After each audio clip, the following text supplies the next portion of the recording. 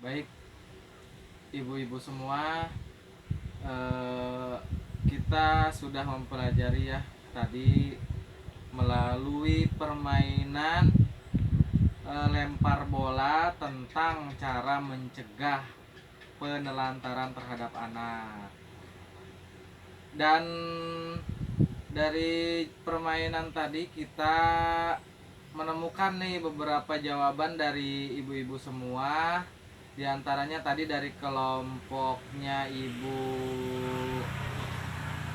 Nopi ya, jawabannya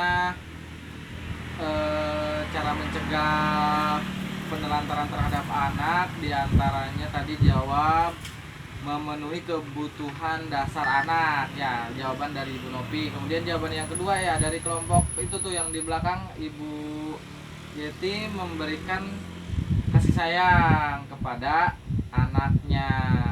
Kemudian tadi jawabannya Ibu Wina dari kelompok 3 ya, meluangkan waktu bersama anak. Kemudian jawaban dari Bu Ijah tadi menjaga anak katanya ya tadi ya jawabannya. Baik, dari jawaban itu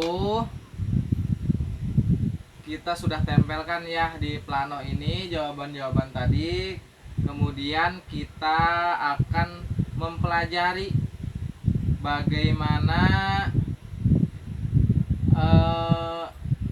cara pencegahan dan contoh-contohnya untuk mencegah penelantaran anak. Di antaranya kita bisa lihat pada flip chart, pada gambar yang saya tempelkan di sini ya.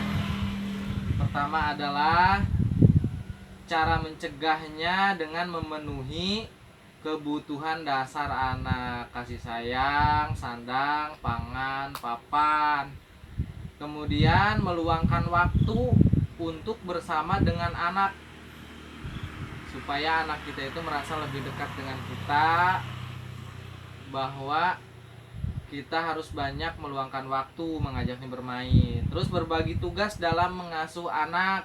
Yang ketiga, antara orang tua, ibu dan ayah harus saling berbagi mengasuh anak. Jangan sampai ibunya terus-terusan mengasuh misalnya, atau ayahnya terus-terusan mengasuh anaknya. Jadi harus ada pembagian dalam pengasuhan seperti yang sudah kita pelajari ya di modul sebelumnya ya. Masih ingat ya ibu ya? Oke. Terus selanjutnya yang keempat adalah mendidik anak tentang apa yang boleh dan tidak boleh dilakukan. Kita harus mengingatkan kepada anak kita tentang apa yang jangan dilakukan dan boleh dilakukan. Kemudian memperhatikan pergaulan anak di lingkungan sekitarnya, teman-temannya seperti apa, bermainnya dengan siapa, itu harus kita perhatikan. Jangan sampai terjerumus, terbawa oleh pengaruh lingkungan yang negatif. Selanjutnya yang keenam adalah memperhatikan perkembangan anak. Perkembangan anak mulai dari belajarnya, dari kesehariannya, dari pertumbuhannya kita harus perhatikan. Yang ketujuh, menitipkan anak keluarga atau kepada kerabat yang dapat dipercaya pada saat kita tidak ada di rumah. Bisa dilihat ya Bu. Kemudian titipkan juga yang kedelapan, anak di tempat penitipan anak. Kalau kita bepergian, anak jangan dibiarkan sendiri di rumah karena tidak ada yang mengasuh. Perhatikan, nanti khawatir akan melakukan atau menghindari hal-hal yang tidak diinginkan. Yang ke-9, mengkonsultasikan masalah keluarga dengan aparat setempat atau penyedia layanan, misalnya guru ngaji, bidan, dan lain-lain. Yang ke-10, bawa anak ke tempat kerja jika fasilitasnya aman.